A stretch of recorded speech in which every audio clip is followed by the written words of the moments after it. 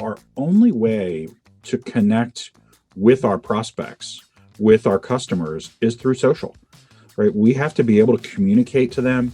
We have to be able to get our point of view and our differentiation out to those groups. And realistically, the distance between sales and marketing is shorter than ever. As we begin to move from, hey, we have a prospect, and that prospect now is interested in talking to somebody, we want to be able to qualify and move that over to sales as quickly as possible. And then also leverage those channels to drive, again, our awareness and help increase the sales cycle, right? Increase the time from interest to sale.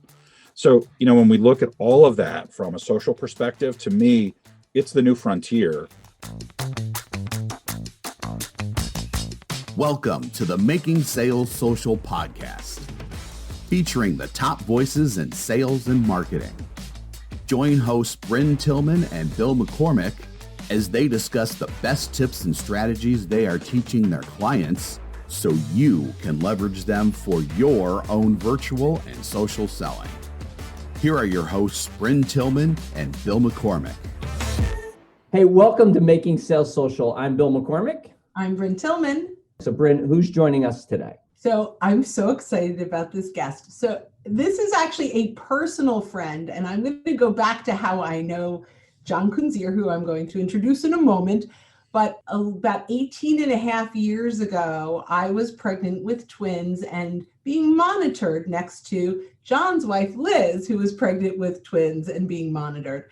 And so we had babies pretty much together and in the NICU together. And we've been friends ever since. And our kids are friends. So like they are good friends now. So it's really fun. But that's not why John's here. John is here because he's not just my buddy, but he was the CMO. He was a marketing leader in a Fortune 500 company, a CMO of another huge company that I was fortunate enough that he brought me in to do a little bit of work. And he has just launched his own agency, and I'm so excited. John, welcome. Thank you, Bryn. It is awesome to see you as always. And I can't believe it's 18 and a half years, but I guess the kids are that old at this point and going off to college and doing all the fun stuff that they're going to be doing. So where did time go and where did my hair go? I guess who knows? It's so funny. So tell everyone a little bit about your agency and what you're up to. I'm building an agency that is really designed to help organizations better their operations and simplify the way that they actually do marketing.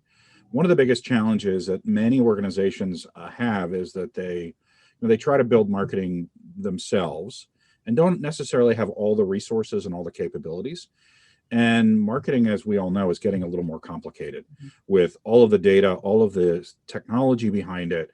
And what we're trying to do is help those organizations, small to medium-sized organizations, with expertise, and the technology to actually implement high-level marketing programs that are really focused or are done today by a very large organization. So that's what we're trying to accomplish. That's our goal. We're trying to help smaller organizations, mid-sized organizations really do a better job of marketing, do a good job of really getting their message out. That's fantastic.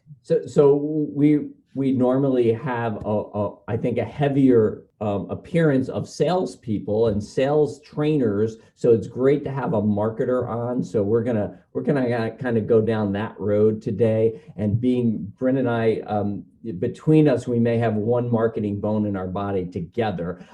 Heavy on the sales side, so there's going to be some pushback for sure. So John, the question that every guest is asked, first question out of the box is, what does making sales social mean to you?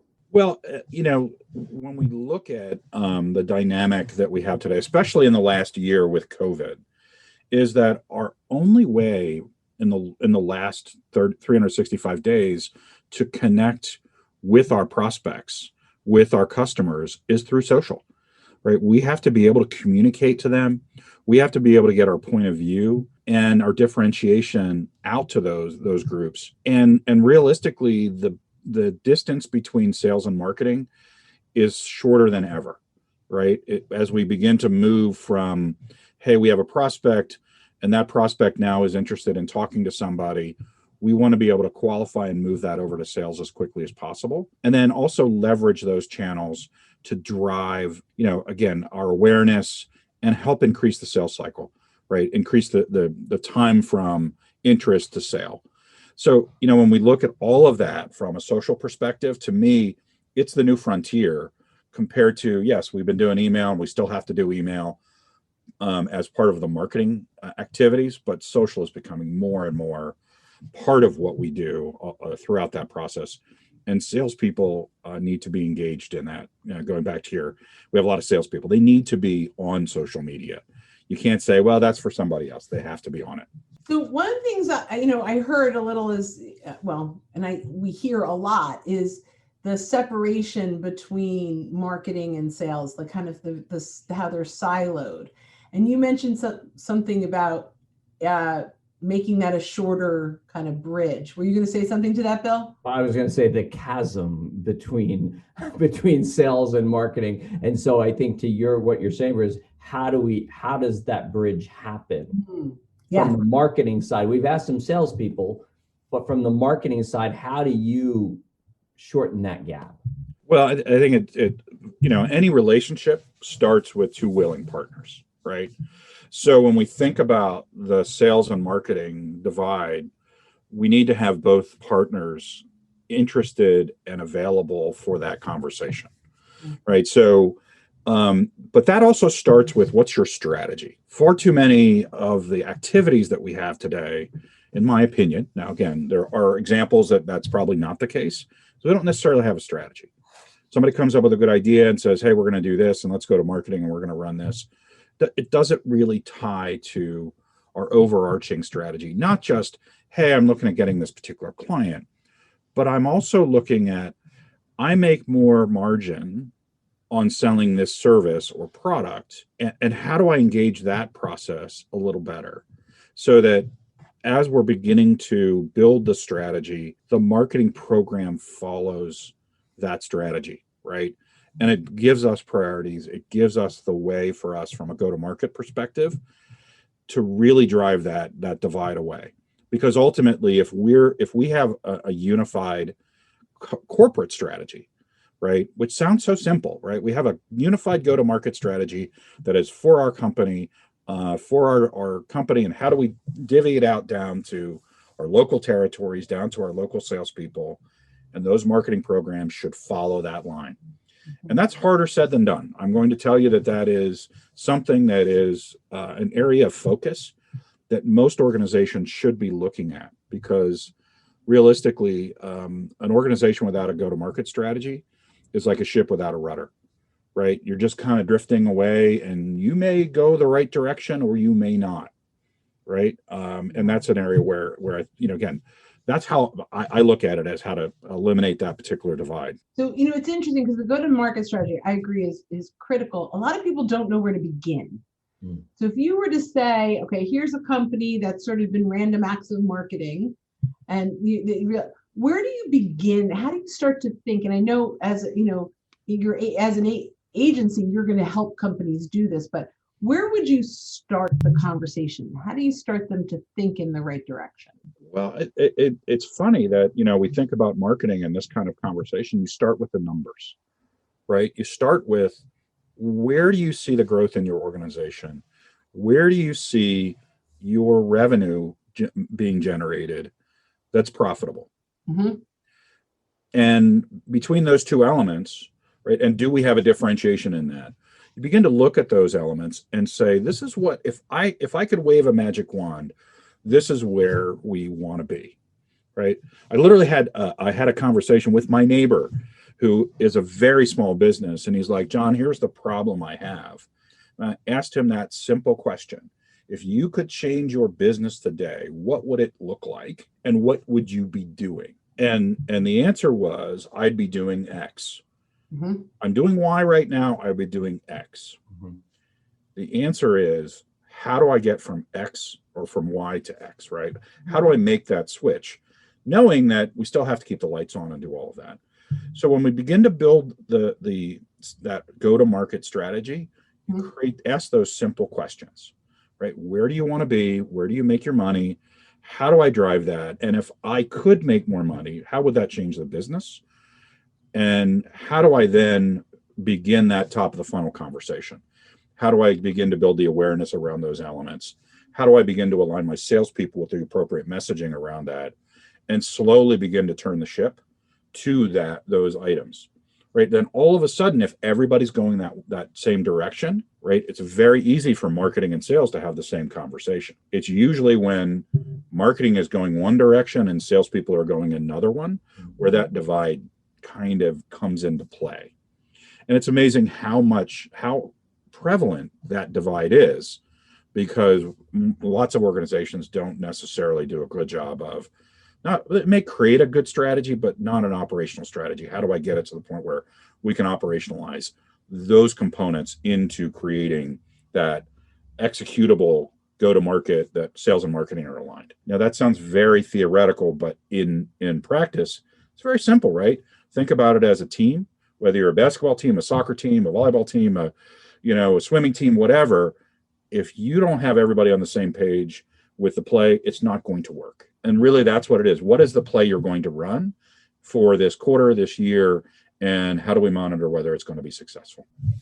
And I think it's has to really all come down to communication right from the start, because as you were talking and I was thinking, okay, so you're going to go from Y to X and you're going to make that switch, there's probably going to be a lag in revenue because you're making a change.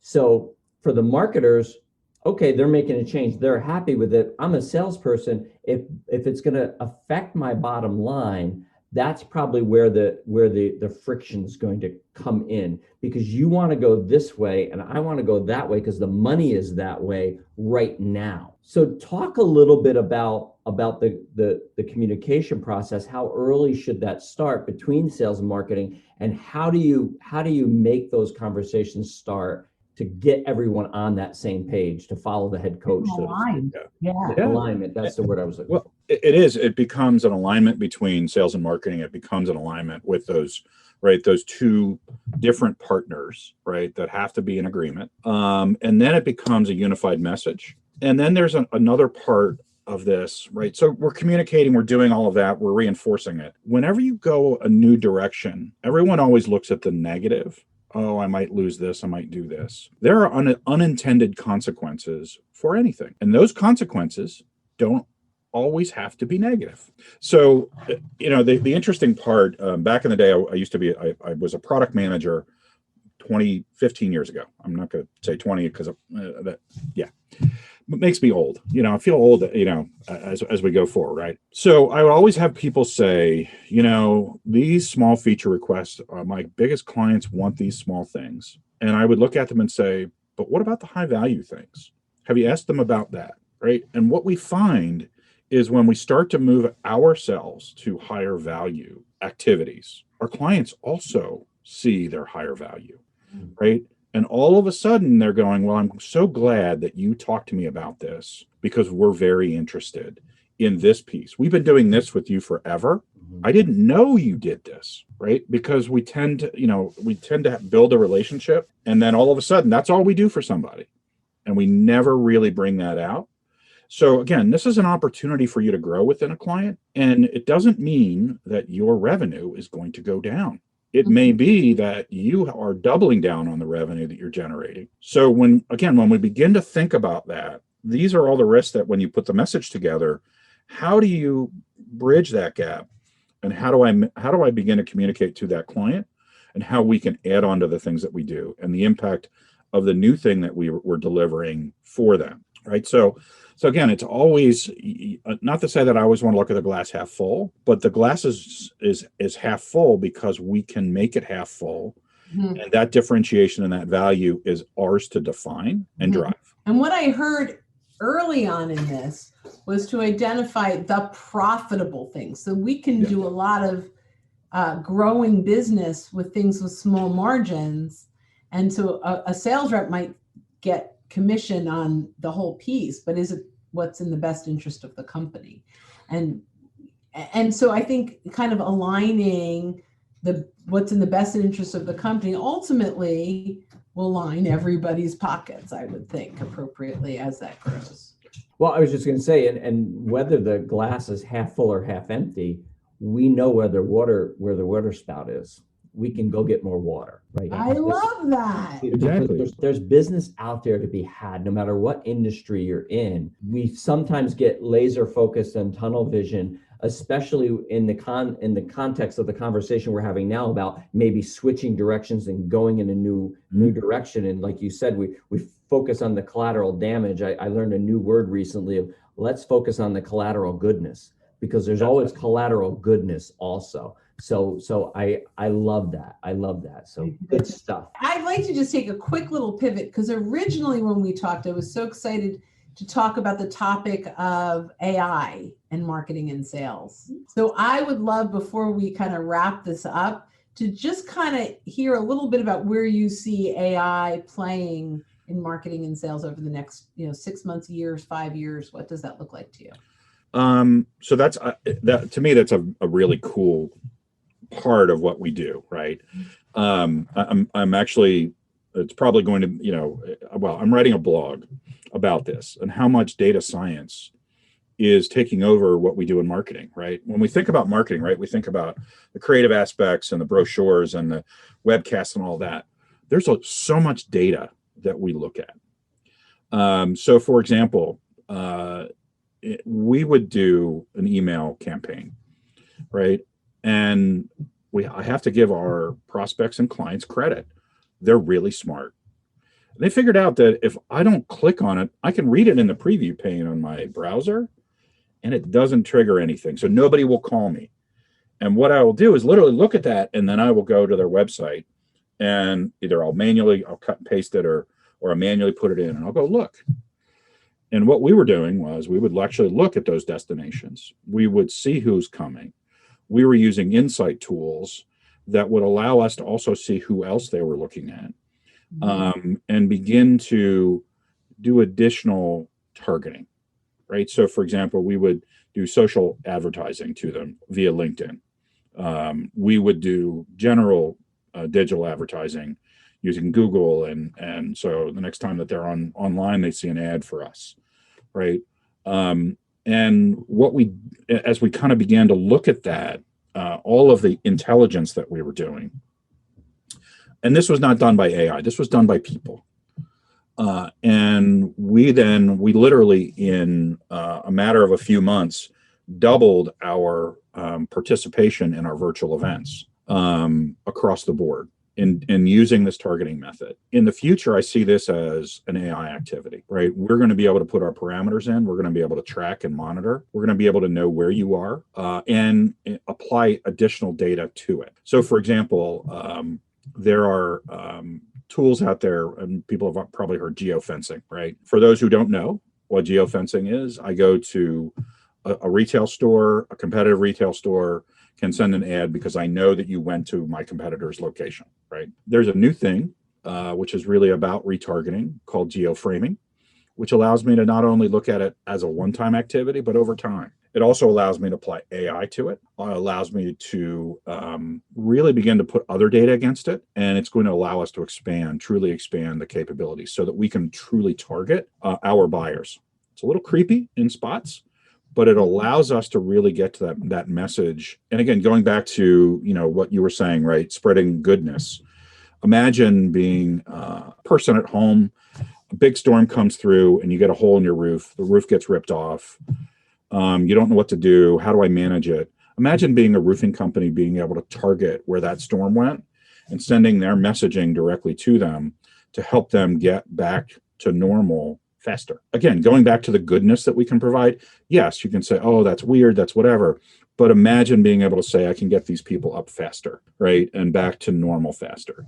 So again, these are capabilities and opportunities that we as marketers, we have to think about it like a data scientist, more so than what we traditionally do is just saying, I have a segment, I'm going to go after it.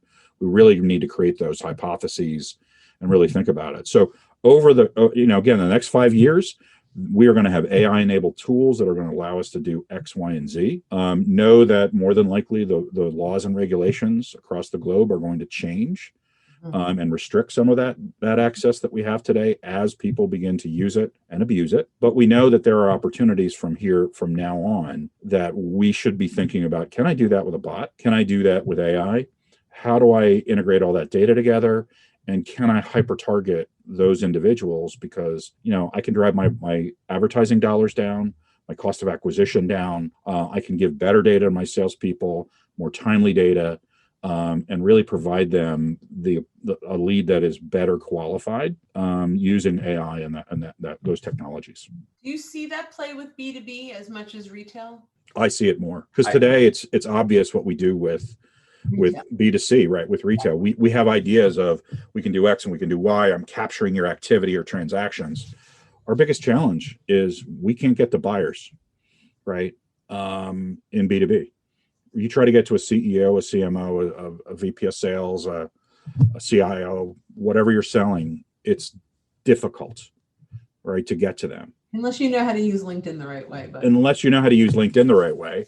And again, understanding that, but there are strategies around it that our C-levels use, right? They send admins who are under the radar to collect information. Mm-hmm. So again, there's opportunities for us in the B2B market to take some of the ideas from B2C and really drive what's going on. Again, I'm a fan of LinkedIn. One of the biggest things we did in my last position as CMO is drove a social strategy. We added 9,000 B2B followers in a year, which is a 56% increase. It is the new frontier because of all the regulations. It allows us to get our message directly to our buyer and segment directly from there. And again, as long as you follow the principles and guidelines of the LinkedIn community, it's a great place to market and sell. Yeah. So what I see, Bryn, is because John, one of our things is what we want to do is slow down our outreach to speed up our outcome, and that has to do with more personal messaging on a personal level. But Bryn, what I see here is on the other side of it. Now, people would say I'm against automation and AI, but what I am is I'm against automation that tries to build a relationship. That pretends. That pretends. Right. I'm all for automation that shares information, and that's what marketing is. That's information that's getting put out. That's a really good differentiator. I want to make that really clear. Automation in marketing is magic. Automation in sales is not. Yeah, definitely. And that's where I see this AI coming in, where your list, whether it's your LinkedIn list or it's your email list, is going to be able to fine tune, laser focused to get your message in the right hands of the right people, so that when you're doing that personal outreach, you're gonna hit with a much higher level of credibility and a much higher level of trust, because they've seen you, they've seen your message because of that hyper focus. So that. This is really, really good stuff. Yeah, and realistically, people on folks that are in that C-level, VP level, they do want to be educated, right? They want to learn something new, and they want someone that's going to help them through that process. Selling is still a personal activity, right? People buy. When I sold for 20 years, and back in the day, that people buy from people they like and trust. That is still true, right? That is still true. Our mechanism and how we connect with them is different, but that's still the case. Right? Be your true self, right? And help people. One of the things we say, I know we're probably going over, but this is so good. So good. We could keep going. I know. Yeah. One of the things that we say is, to get to know, like, and trust, you have to track, teach, and engage. Yeah. Right. And so that top piece is a lot of marketing and a lot of connection, and a lot of, am I getting a message that resonates and creates curiosity? And so to get to know, you've got to have a lot of that marketing. You've got to have that stuff that gets them to lean in and say, okay, you're worth getting to know. Yeah. And so that's that really, really top of the pipeline. But I know, Bill, I will let you close it out. Yeah, so we would, John, this has been so good, and we could go on and on and on, but we are not able to. So just tell the folks how they can connect with you, find out more about what you're doing. So they can reach out to our website, which is www.ariel, spelled AERIAL, digital.agency. So we're leveraging the craziness on the back end of the dot stuff. Or you can reach out to me directly at john.kunzier@arieldigital.agency. Awesome. Well, thank you so much for inviting me. This was amazing. Yeah, it is so good. So folks, we'll put that contact information in the resources so you can download those. So John, thanks so much for being with us. And until next time, don't forget to make your sales social. Bye-bye. Thanks for listening, and join us again for more special guest instructors bringing you marketing, sales training, and social selling strategies that will set you apart. Don't forget to subscribe to get the latest episodes from the Making Sales Social podcast. Leave a review down below. Tell us what you think, what you learned, and what you want to hear from us next. You can also listen to us on Apple Podcasts, Spotify, Stitcher, and Google Play. Visit our website, socialsaleslink.com, for more information.